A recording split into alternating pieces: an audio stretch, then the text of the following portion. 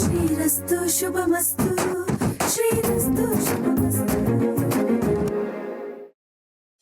ಅವನು ಹಲೋ ಶ್ರೀ, ಅಮ್ಮಂಗೆ ಅವನು ನಿಂಗೆ ಹೇಳಿಲ್ವಾ ಆಮೇಲೆ ಕಾಲ್ ಮಾಡ್ತೀನಿ ಅಂತ?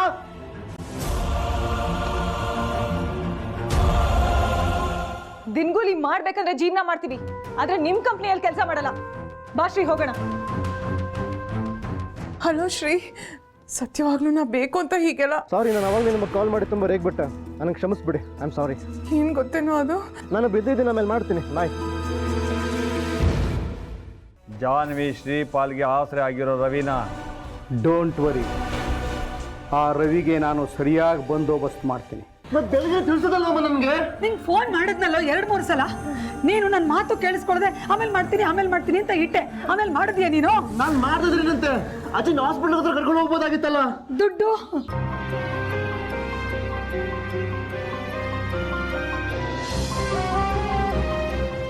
ಅಮ್ಮನ ಹತ್ರ ತಗೊಳ್ಳೋದಲ್ಲ ಅತ್ತೆ. ಕೇಳಿದೆ ಜಾಹ್ನವಿ, ನೀವು ಬಂದ್ಮೇಲೆ ವಾಪಸ್ ಕೊಡ್ತೀನಿ ಅಂತಾನು ಹೇಳಿದೆ. ಆದ್ರೆ ₹1 ಜ್ವರದ ಮಾತ್ರೆ ತಗೊಂಬಂದು ಕೊಡಿ, ಎಲ್ಲ ಸರಿ ಹೋಗುತ್ತೆ. ತಗೊಳ್ಳಿ.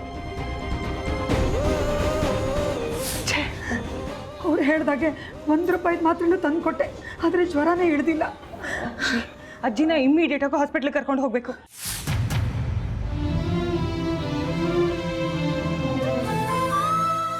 ಹೋಗು ಶ್ರೀ, ಆಟೋ ತಗೊಂಡ್ ಬಾ. ಹೋಗ್ತೀನಿ. ಅಜ್ಜಿ, ಅಮ್ಮ ನಿಧಾನ ಕೇಳಿ ಅಮ್ಮ, ನಿಧಾನ. ಅಜ್ಜಿ ಬನ್ನಿ.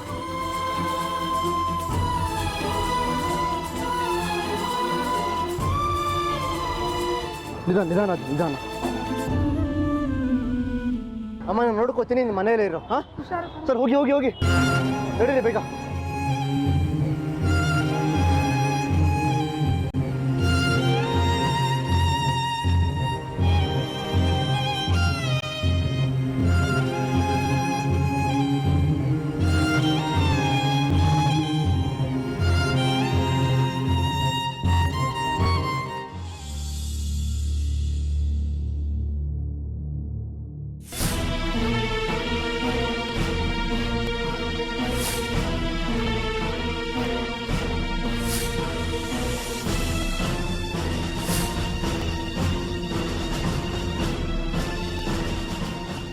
ಆ ರವಿನ ಒಳಗಡೆ ಕಳಿಸಿ.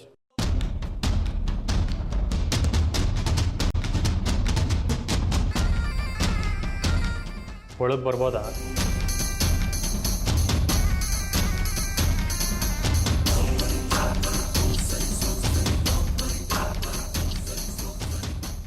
ಬರಕ್ಕೆ ಹೇಳಿದ್ರಂತೆ.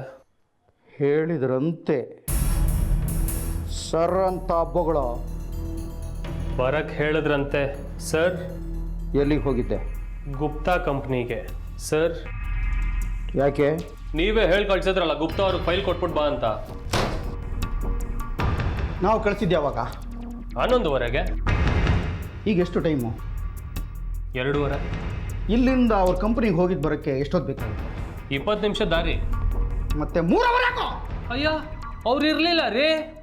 ಫೈಲ್ ಕೊಟ್ಬಿಟ್ಟು ಬಂದ್ಯಾ ಇಲ್ವಾ? ಕೊಟ್ಬಿಟ್ಟು ಬಂದೆ. ಫೈಲ್ ಕೊಟ್ಟೆ ಅಂತೀಯಾ, ವಾಪಸ್ ಅವ್ರು ಇರಲಿಲ್ಲ ಅಂತೀಯಾ? ಯಾವುದು ಸತ್ಯ? 2 ಸತ್ಯಾನೇ. ಹೋಗಿದ ತಕ್ಷಣ ಅವ್ರು ಸಿಗ್ಲಿಲ್ಲ, ಈಗ ಸ್ವಲ್ಪ ಹೊತ್ತಿಗೆ ಮುಂಚೆ ಬಂದ್ರು, ಕೊಟ್ಬಿಟ್ಟು ಬಂದೆ. ಅಷ್ಟೊತ್ತು ಅಲ್ಲೇನು ಮಾಡ್ತಿದ್ದೆ? ಊಟ ಮಾಡ್ತಿದ್ದೆ. ಆಫೀಸ್ ಅವರಲ್ಲಿ ಊಟ ಮಾಡ್ತಿದ್ದೆ?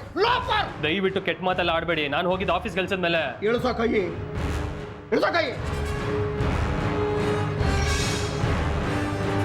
ಅವರಲ್ಲಿ ಇಲ್ಲ ಅಂದಮೇಲೆ ಅವ್ರಿಗೊಂದು ಇನ್ಫಾರ್ಮೇಷನ್ ಇಟ್ಟು ಇಲ್ಲಿ ಬಂದು ಕೆಲಸ ಮಾಡುತ್ತಾನೆ. ಇಲ್ಲಿ ಬಂದರೆ ಕೆಲಸ ಮಾಡಬೇಕಾಗತ್ತೆ ಅಂತ ಅಲ್ಲೆಲ್ಲೋ ಊಟ ಮಾಡ್ಕೊಂಡು ತಿರುಗಾಡ್ತಾ ಇದ್ದಲ್ಲ, ಇಲ್ಲಿ ಆಫೀಸ್ ಕೆಲಸ ನಿಮ್ಮಪ್ಪ ಮಾಡ್ತಾನ? ಅಪ್ಪ ಅಂತೆಲ್ಲ ಮಾತಾಡಬೇಡಿ, ಹೇಳ್ತಾ ಇದ್ದೀನಿ. ಸಂಬಳ ತಗೊಳ್ಳೋ ನಿನಗೆ ಇಷ್ಟು ಪೊಗರಿರ್ಬೇಕಾದ್ರೆ ಸಂಬಳ ಬಿಸಾಕೋ, ನನಗಿನ್ನೆಷ್ಟು ಪೊಗರಿರ್ಬೇಡ. ಇದು ನಿಮ್ಮಕ್ಕನ ಗಂಡಿ ಶ್ರೀನಿಧಿ ಆಫೀಸ್ ಅಲ್ಲ, ಅವ್ರ ಕಂಪನಿ ಅಲ್ಲ. ಬೇಕಾದಾಗ ಬರೋದಕ್ಕೆ, ಬೇಕಾದಾಗ ಹೋಗೋದಕ್ಕೆ. ನಂದು ಹರಿಪ್ರಸಾದ್ ಕಂಪನಿ. ಓದಕ್ಕೆ ಬರುತ್ತಾ? ನಂದು ಕಣ ನಾಯೇ. ನಾಯಿಗೆ ಅಂದ್ರೆ ಪರಿಣಾಮ ನೆಟ್ಗಿರಲ್ಲ, ಹೇಳ್ತಾ ಇದ್ದೀನಿ. ನನಗೆ ಬೆಟ್ ತೋರಿಸ್ತೀಯ? ತಿರ್ಗ್ ಹೊಡಿಯೋಕೆ ನನಗೂ ಬರುತ್ತೆ ಹೇಳ್ತಾ ಇದ್ದೀನಿ. ವಯಸ್ಸಿಗೆ ಬೆಲೆ ಕೊಟ್ಟು ಸುಮ್ಮನೆ ಇದ್ದೀನಿ. ನೀವು ಯಾವಾಗ ಮೋಸ ಮಾಡಿ ಅಕ್ಕ ಬಾವನಿಂದ ಮನೆ ಆಫೀಸೆಲ್ಲ ಕಿತ್ಕೊಂಡ್ರೆ ಅವತ್ತೇ ಕೆಲಸ ಬಿಟ್ಟು ಹೋಗ್ಬೇಕು ಅಂತಿದ್ದೆ. ಈಗ ಹಾಗಲ್ಲ ರೀ, ಅಕ್ಕನ್ಗೆ ಬಾವನ್ಗೆ ಇಬ್ರಿಗೂ ಕೆಲಸ ಸಿಕ್ಕಿದೆ. ನಿಮ್ಮ ಈ ಕಿತ್ತೋಗಿರೋ ಆಫೀಸು ಈ ಕೆಲಸ ನೀವೇ ಇಟ್ಕೊಳ್ಳಿ. ನಿಮ್ಮ ಮುಖದ ಮೇಲೆ ನನ್ನ ರಾಜೀನಾಮೆ ಬಿಸಾಕ್ತಾ ಇದ್ದೀನಿ. Good by.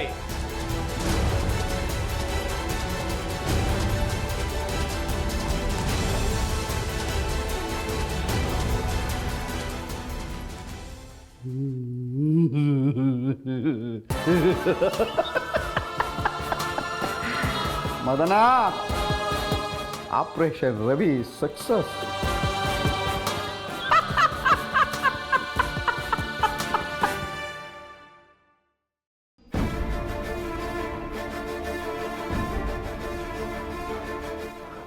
ನಿಧಾನ ಅಜ್ಜಿ, ನಿಧಾನ. ಜಾನು, ಅಜ್ಜಿ ಕರ್ಕೊಂಡು ಒಳಗೆ ಹೋಗು. ಜಾನು, ಹೇಳಿದ್ನಲ್ಲ ಕರ್ಕೊಂಡು ಹೋಗು ಅಂತ. ಅಜ್ಜಿನ ಮೇಗೆ ಒಳಗೆ ಕರ್ಕೊಂಡು ಹೋಗು.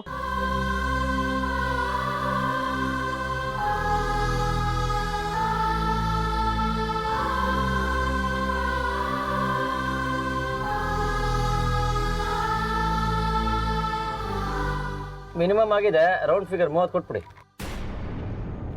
ಸರ್, ನಾವೆಷ್ಟು ದಿನ ತುಂಬ ಚೆನ್ನಾಗಿ ಬಾಳು ಬದುಕಿರೋರು. ಆದರೆ ಇವತ್ತು ನಮ್ಮ ಅಜ್ಜಿಗೆ ಆಸ್ಪತ್ರೆ ಕರ್ಕೊಂಡು ಹೋಗಿ ಬಂದಿದ್ದಕ್ಕೆ ಆಟೋ ಚಾರ್ಜ್ ಕೊಡೋಕ್ಕೂ.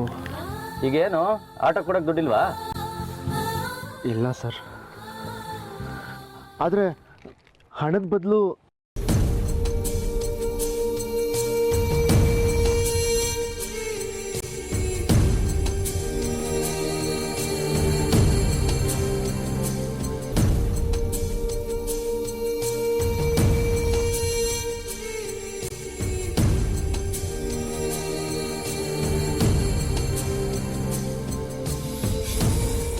ನಾಲ್ಗೆ ಆನೆ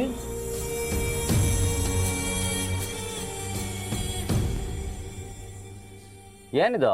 ಶರ್ಟ್ ಸರ್, ಹೊಸದು. ಒಂದ್ಸಲ ಕೂಡ ಹಾಕಿಲ್ಲ. ಸದ್ಯಕ್ಕೆ ನನ್ನ ಹತ್ರ ದುಡ್ಡಿಲ್ಲ ಸರ್. ಇದನ್ನ ಇಟ್ಕೊಳ್ಳಿ, ಆಟೋ ಚಾರ್ಜಿಗೆ ಸರಿ ಮಾಡ್ಕೊಳ್ಳಿ. ನೀವು ಫೋನ್ ನಂಬರ್ ಕೊಡಿ, ನಾಳೆ ನಾಡಿದ್ರಲ್ಲಿ ದುಡ್ಡು ಅಡ್ಜಸ್ಟ್ ಮಾಡಿ ಕೊಟ್ಬಿಡ್ತೀನಿ ನಿಮಗೆ. ಸದ್ಯಕ್ಕೆ ಇದನ್ನು ಇಟ್ಕೊಳ್ಳಿ ಸರ್, ಪ್ಲೀಸ್. ನಾವು ಒಂದು ಕಾಲದಲ್ಲಿ ರಾಯಲ್ ಆಗಿ ಬದುಕಿದವ್ರೆ ಸರ್. ಆದರೆ ಏನು ಮಾಡೋದು, ವಿಧಿ ನಮ್ಮ ಲೈಫಲ್ಲಿ ಏನೋ ಆಟ ಆಡ್ಬಿಟ್ಟು ಸ್ವಂತ ನಮ್ಮ ಚಿಕ್ಕಪ್ಪನೇ ನಮ್ಮ ಮನೆ ಮಾರ್ಬಿಟ್ಟ. ಈಗ ನೋಡಿ, ಆಟೋ ಓಡಿಸ್ಕೊಂಡು ಜೀವನ ಮಾಡ್ಬೇಕು, ಹಂಗಾಗ್ಬಿಟ್ಟಿದೆ. ಹೊರಗಿನವ್ರು ಮೋಸ ಮಾಡಲ್ಲ ಸರ್, ನಮ್ಮವರೇ, ನಮ್ಮ ಮನೆಯವರೇ ಮೋಸ ಮಾಡೋದು, ಲೋಫರ್ಗಳು.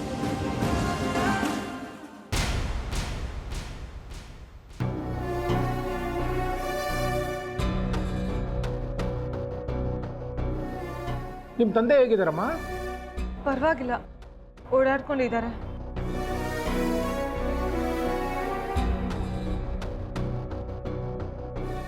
ಹಾನಿ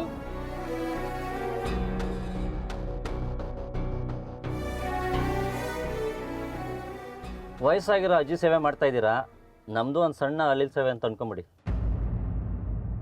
ಶರ್ಟನ್ ಬೇಡ ಸರ್, ಇಟ್ಕೊಳ್ಳಿ.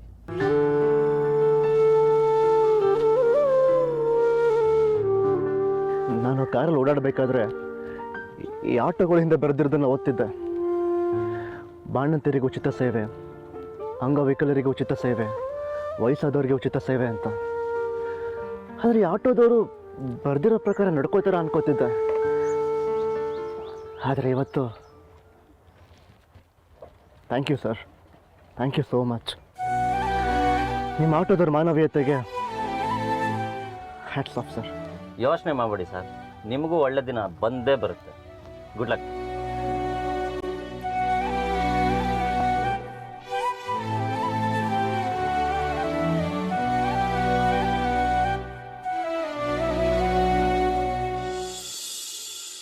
ನೂರ 3 ಡಿಗ್ರಿ ಜ್ವರ, ಗಂಟ್ಲು ಬೇರೆ ಕೆಟ್ಟಿದೆ. ಐಸ್ ಕ್ರೀಮ್ ಏನಾದರೂ ತಿಂದ್ರಾ? ರಥ ಅಂತ ತಣ್ಣೀರು ಸ್ನಾನ ಏನಾದರೂ ಮಾಡಿದ್ರಾ?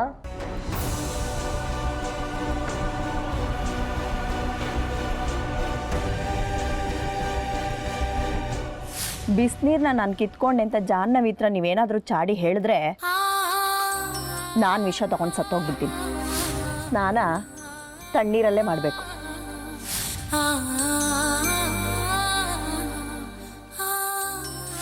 ಇನ್ನೇನಮ್ಮ, ಈ ಮನೆಯಲ್ಲಿ ಏನು ಅನಾಹುತ ನಡೆದ್ರು ನಾನೇ ಕಾರಣ ಅಂತ ತಾನೇ ಎಲ್ರಿಗೂ ಅನುಮಾನ.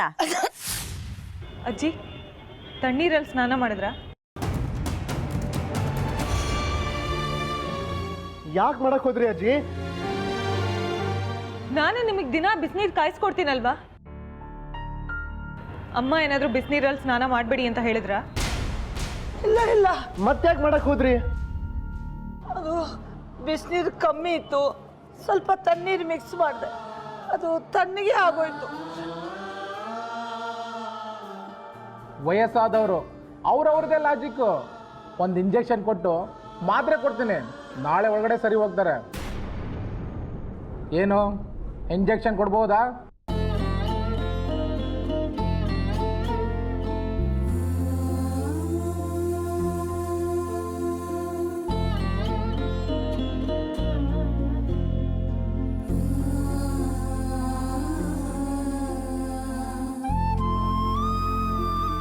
ತುಂಬ ವೀಕ್ ಆಗಿದ್ದಾರೆ, ಟಾನಿಕು ಮಾತ್ರೆ ಬರ್ಕೊಡ್ತೀನಿ. ಆಮೇಲೆ ಬ್ರೆಡ್ಡು, ಹಾಲು, ಎಳ್ನೀರು, ತಿಳಿಸಾರು ಮತ್ತೆ ಹಣ್ಣು, ಅದು ಬಿಟ್ಟು ಬೇರೆ ಎಣ್ಣೆ ಪದಾರ್ಥ ಏನು ಕೊಡಬಾರ್ದು.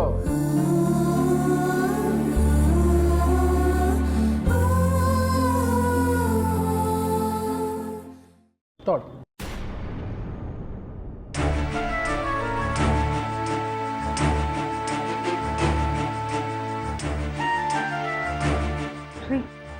ನೀನು ಅಜ್ಜಿನ ಕರ್ಕೊಂಡು ಹೊರಗೆ ಹೋಗಿರು, ನಾನು ಬರ್ತೀನಿ.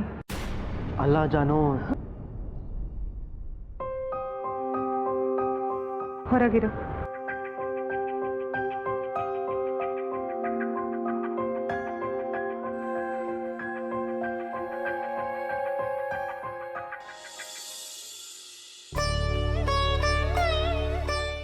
ನಿಮಗೆ ಕೊಡೋಕ್ಕೆ ನಮ್ಮ ಹತ್ರ ದುಡ್ಡಿಲ್ಲ, ಒಂದು 2 ದಿನದಲ್ಲಿ ತಂದು ಕೊಡ್ತೀನಿ.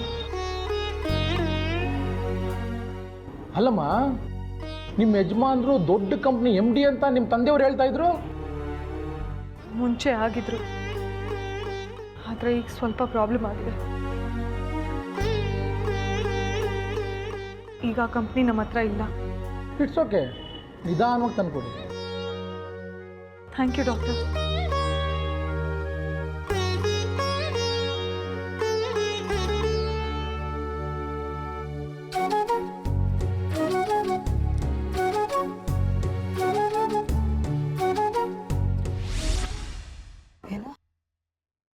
ಜಾಹ್ನವಿ ಡಾಕ್ಟ್ರ್ ಮುಂದೆ ಕೈ ಮುಕ್ಕೊಂಡು ನಿಂತಿದ್ಲ. ಹೌದು ಮಾಲ್ತಿ, ನನ್ನನ್ನು ಸೀದಾ ಹೊರಗೆ ಕೂರಕ್ಕೆ ಹೇಳಿ ಅವಳು ಡಾಕ್ಟ್ರ್ ಹತ್ರ ದುಡ್ಡಿಲ್ಲ ಅಂತ ಕೈ ಮುಕ್ಕೊಂಡು ಬೇಡ್ತಾ ನಿಂತಿದ್ಲು.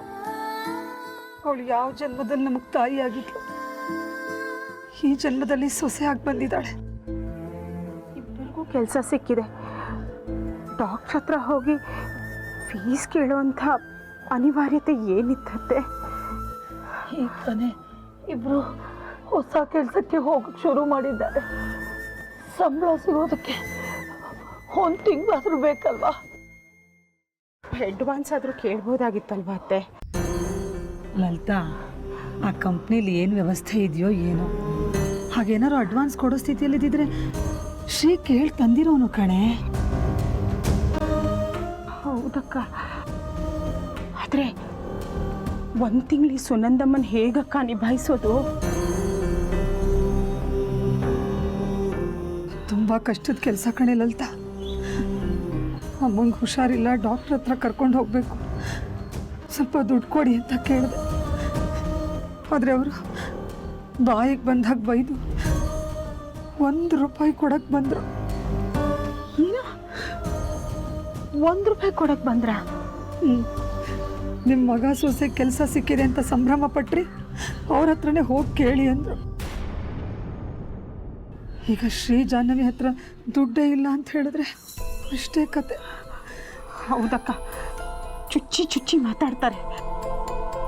ಅವ್ರಿಗೆ ತಿಂಗಳ ಸಂಬಳ ಬರೋವರೆಗೂ ಆ ಸುನಂದಮ್ಮನ ಬಾಯಿಂದ ಹೇಗಾದರೂ ತಪ್ಪಿಸ್ಕೋಬೇಕು ಲಲಿತಾ. ಶ್ರೀ ಜಾಹ್ನವಿಗೆ ಸಂಬಳ ಸಿಗೋ ತನಕ ಆ ಸುನಂದಮ್ಮನ ಬಾಯಿಂದ ಬಚಾವ್ ಆಗಬೇಕು ಅಂದರೆ ನಮಗಿರೋದು ಒಂದೇ ದಾರಿ. ನಾವೆಲ್ಲ ಮೊನ್ನೆ ಮಾಡಿದ ಹಾಗೆ ಮನೆ ಕೆಲಸ ಹಂಚ್ಕೊಂಡು ಮಾಡಿದರೆ ಆಗ ಹೆಂಗಸು ಸ್ವಲ್ಪ ಸುಮ್ಮನೆ ಆಗ್ತಾಳೆ. ಅಮ್ಮ, ನಾವೆಲ್ಲರೂ ಕೆಲಸ ಮಾಡೋಕ್ಕೆ ರೆಡಿ ಇದ್ದೀವಿ, ಆದರೆ ಬೇಬಿ ಮಾತ್ರ ಕೆಲಸ ಮಾಡಲ್ಲ ಅಮ್ಮ. ಈಗಾಗಲೇ ಶ್ರೀ ಕೆಲಸ ಸಿಕ್ತು ಅಂತ ಬಾಳೆಗೊನೆನ ತಂದು ಸುನಂದಮ್ಮಂಗೆ ಕೊಟ್ಟು ತಿಂದು ಸಾಯಿರಿ ಅಂತ ಹೇಳಿದಾಳೆ. ಈಗ ಮತ್ತೆ ಕೆಲಸ ಮಾಡು ಅಂದರೆ ಅವಳು ಖಂಡಿತ ಒಪ್ಪಲ್ಲ. ಒಪ್ಪಿಸ್ಬೇಕು ಮಾಲ್ತಿ, ಅದು ಬಿಟ್ಟರೆ ನಮಗೆ ಬೇರೆ ದಾರಿ ಇಲ್ಲ. ಹೇಳ್ತಾ ನೀನು ಬೇಬಿ ಹತ್ರ ಮಾತಾಡಿ ಅವಳಿಗೆ ಅರ್ಥ ಮಾಡಿಸು. ಅತ್ತೆ, ನಾನು ಪ್ರಯತ್ನ ಮಾಡ್ತೀನಿ, ಆದರೆ ಒಂದು ವೇಳೆ ಅವಳು ಒಪ್ಪದೆ ಹೋದರೆ?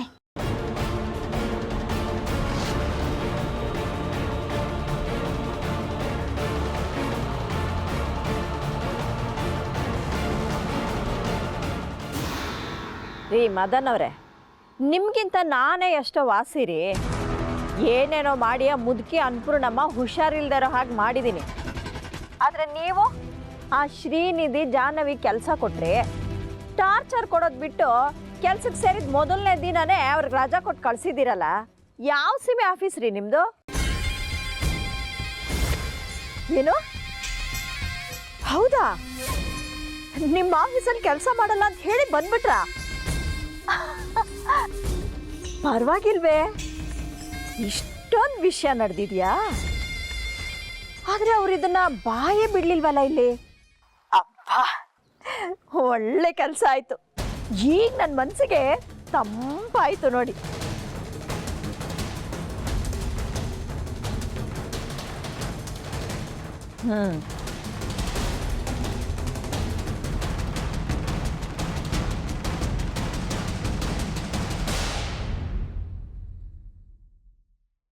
ಇವ್ರುಗಳನ್ನ ನಂಬ್ಕೊಂಡ್ರೆ ಅವ್ರ ಜೊತೆ ನಾವು ಬೀದಿನಲ್ಲಿ ನಿಂತ್ಕೊಂಡು ಭಿಕ್ಷೆ ಬಿಡ್ಬೇಕಾಗುತ್ತೆ ಅಷ್ಟೇ. ಯಾಕೆ ಹುಷಾರಿಲ್ವಾ? ಏನೇನೋ ಒದರುತ್ತಿದ್ಯಾ? ಅಳಿಯ ಮಗಳೇನೋ ತಂದು ಗುಡ್ಡೆ ಹಾಕ್ತಾರೆ ಅಂತ ಹೇಳಿದ್ರಲ್ಲ, ಮಣ್ಣು ತಿನ್ಬೇಕಷ್ಟೇ ನಾವು. ಒಂದು ತಿಂಗಳು ತಡ್ಕೋ, ಕೆಲ್ಸಕ್ಕೆ ಹೋಯ್ತಾರೆ, ಸಂಬಳ ಬಂದ ತಕ್ಷಣ ನಿನ್ನ ಮುಖದ ಮೇಲೆ ದುಡ್ಡು ಬಿಸಾಕ್ತಾರೆ. ಕೆಲ್ಸಕ್ಕೆ ಹೋಗ್ತಾ ಇದ್ರೆ ತಾನೆ ಸಂಬಳ ತರೋದು, ತಂದು ನನ್ನ ಮುಖದ ಮೇಲೆ ಬಿಸಾಕೋದು. ನಿಮ್ ಮಗಳು ಅಳಿಯ ಸಿಕ್ಕಿದ ಕೆಲ್ಸನ ಬಿಟ್ಟು ಬಂದಿದಾರಂತೆ.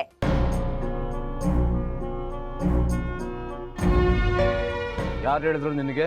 ಯಾರು ಹೇಳಿದ್ರು ಅನ್ನೋದು ಮುಖ್ಯ ಅಲ್ಲ. ನಿಮ್ ಮಗಳು ಅಳಿಯ ಇಬ್ರು ಸಿಕ್ಕಿರೋ ಕೆಲ್ಸನ ಬಿಟ್ಟು ಬಂದ್ ಮನೇಲಿ ಕೂತಿರೋದಂತೂ ನಿಜ. ಕರೆದ್ ಕೇಳ್ರಿ, ಯಾಕೆ ಕೆಲ್ಸ ಬಿಟ್ಟು ಬಂದಿದ್ದಾರೆ ಅಂತ. ಅಲ್ಲಿ ಏನು ತೊಂದರೆ ಆಗಿದೆಯೋ ಏನು? ನಮ್ಮ ಹತ್ರ ಹೇಳ್ಕೊಳ್ಳೋದಕ್ಕೆ ಮುಜುಗರ ಆಗಿರ್ಬೋದು, ಅವರಾಗಿ ಅವರು ಹೇಳೋ ತನಕ ನಾವು ಕೇಳೋದು ಬೇಡ. ಕೇಳೋದ್ ಬೇಡ ಅಂತ ನೀವು ಕೂತ್ಕೊಳ್ಳಿ, ಕೆಲ್ಸಕ್ಕೆ ಹೋಗಲ್ಲ ಅಂತ ಅವ್ರು ಕೂತ್ಕೊಳ್ಳಿ. ನಾನು ಹೋಗಿ ಯಾವ್ದಾದ್ರು ದೇವಸ್ಥಾನದ ಮುಂದೆ ಒಂದು ಹಳೆ ಪಾತ್ರೆ ಇಟ್ಕೊಂಡು ಅಮ್ಮ ತಾಯಿನ ಭಿಕ್ಷೆ ಎತ್ತುತ್ತೀನಿ. ಎಲ್ಲ ಸೇರಿ ಚಟ್ಟಕ್ಕೆ ಕೇಳಿಸ್ಬಿಡ್ರಿ ನನ್ನ. ಏನಾದ್ರೂ ಬೇಯಿಸ್ ಹಾಕೋಣ ಅಂದ್ರೆ ಅಡ್ಗೆ ಮನೆಯಲ್ಲಿ ಒಂದು ಕಾಲ್ ರೇಷನ್ ಇಲ್ಲ. ಮಗಳು ಅಳಿಯ ಕೆಲಸ ಬಿಟ್ಟು ಬಂದು ಕೂತಿದ್ದಾರೆ. ಏನ್ ಕರ್ಮದ್ ಬದುಕ್ರು ನಂದು. ಸುಖ ಅನ್ನೋದೇ ಕೇಳ್ಕೊಂಡ್ ಬಂದಿಲ್ಲ ನಾನು. ಅನ್ನಪೂರ್ಣಮ್ಮನವ್ರಿಗೆ ಹುಷಾರಿಲ್ಲ ಅಂತ ಅವ್ರಿಗೆ ಪತ್ತಿದ ಅಡ್ಗೆ ಬೇರೆ ಮಾಡಿ ಬಡಿಸ್ಬೇಕು. ಎಲ್ಲಿಂದ ತಂದು ಮಾಡಕ್ಕದ ಹೇಳಿ? ಮೆತ್ತಗೆ ಮಾತಾಡೆ. ಅಳಿಯಂದ್ರಿಗೆ ಜಾಹ್ನವಿ ಕೆಲಸ ಸಿಕ್ಕಿದೆ ಅನ್ನೋ ಖುಷಿಲಿದ್ದಾರೆ. ನೀನು ಈ ಥರ ಎಲ್ಲ ಕೂಗಾಡಿ ಅವ್ರ ಮನ್ಸಿಗೆ ನೋವು ಮಾಡಬೇಡ ಕಡೆ. ಹೊರಗ್ನವ್ರ ನೋವಿಗೆ ಹೆಗ್ಲು ಕೊಡಿ, ನಮ್ ನೋವಿಗೆ ಮಾತ್ರ ಸ್ಪಂದಿಸ್ಬೇಡಿ.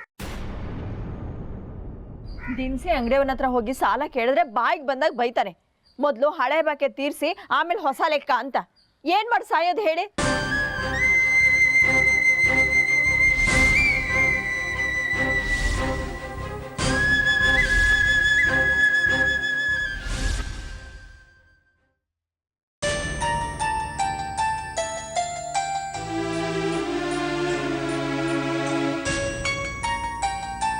ಏನ್ ಬೇಕು? ರಾಗಿ ಹಿಟ್ಟು. ಯಾಕೆ? ಅಜ್ಜಿಗೆ ಹುಷಾರಿಲ್ವಲ್ಲ, ಡಾಕ್ಟರ್ ಪಥ್ಯ ಹೇಳಿದ್ದಾರೆ. ಅದಕ್ಕೆ ಹಾಲು ಹಣ್ಣು ಎಲ್ಲ ಕೊಡೋ ಶಕ್ತಿ ನಮಗಿಲ್ಲ. ಅಟ್ಲೀಸ್ಟ್ ರಾಗಿ ಗಂಜಿನಾದರೂ ಕೊಡೋಣ ಅಂತ. ರಾಗಿ ಹಿಟ್ಟು ಖಾಲಿಯಾಗಿದೆ. ಬೆಳಗ್ಗೆ ತಾನೇ ಇತ್ತಲ್ಲ? ಇತ್ತು, ಹೊಟ್ಟೆ ಉರಿತಾ ಇತ್ತು, ಅದಕ್ಕೆ ಗಂಜಿ ಮಾಡ್ಕೊಂಡು ಕುಡಿದೆ. ಈ ಮನೆಯಲ್ಲಿ ರಾಗಿ ಹಿಟ್ಟು ಉಪಯೋಗಿಸೋದಕ್ಕೂ ನಿಮ್ಮ ಅಜ್ಜಿ ಪರ್ಮಿಷನ್ ತಗೋಬೇಕಾ ನಾನು? ಹಾಗಲ್ಲಮ್ಮ, ಅಜ್ಜಿಗೆ ಅನ್ನ ತಿನ್ನೋ ಕಷ್ಟ ಆಗ್ಬೋದು. ಏನು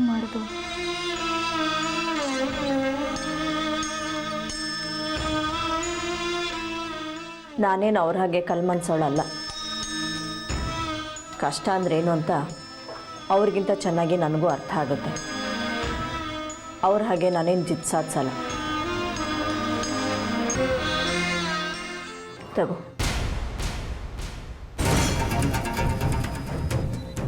20 ರೂಪಾಯಿ ಇದೆ. ಇದನ್ನು ತೊಗೊಂಡು ಹೋಗಿ ದಿನಸಿ ಅಂಗಡಿಯಿಂದ ರಾಗಿ ಹಿಟ್ಟು ತೊಗೊಂಡು ತಗೋ.